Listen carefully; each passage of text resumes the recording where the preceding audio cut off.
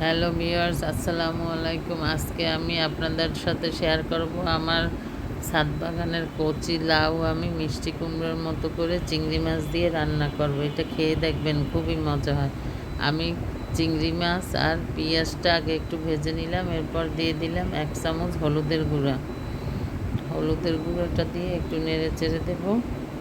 এরপরে আমি এর মধ্যে দিয়ে দিলাম একটু আদা রসুন বাটা, 1 চামচ আদা, 1 চামচ রসুন বাটা। আমি একসাথে দুইটা, তাই 2 চামচ দিয়েছি।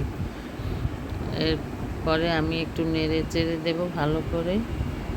এর মধ্যে দিয়ে দিলাম 1 চামচ মরিচের গুঁড়া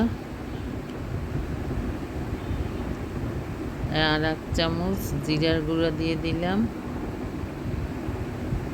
আমি কিন্তু লবণটাও দিয়েছি,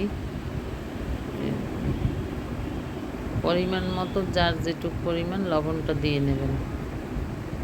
এরপর আমি এই মশলাটাকে একটু ভালো করে কষিয়ে নেব। আমি এখানে খোসা ছাড়ানো বড় চিংড়ি মাছ দিয়ে করেছি।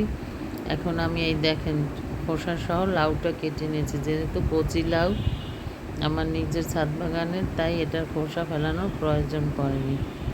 আমি খোসা সহ লাউটা কেটে নিয়েছি। এখন এটাকে ভালো করে কষিয়ে এখন আমি দিয়ে দিলাম পরিমাণ মতো পানি। এরপরে আমি 10 মিনিটের মতো আঁচে রাখার পর দেখেন একদম মিষ্টি কুমড়ার মতো গলে গিয়েছে। আমি শেষে একটু ধনেপাতা দিয়ে দিয়েছি, আপনাদের দেখাতে পারিনি, খেয়াল ছিল না।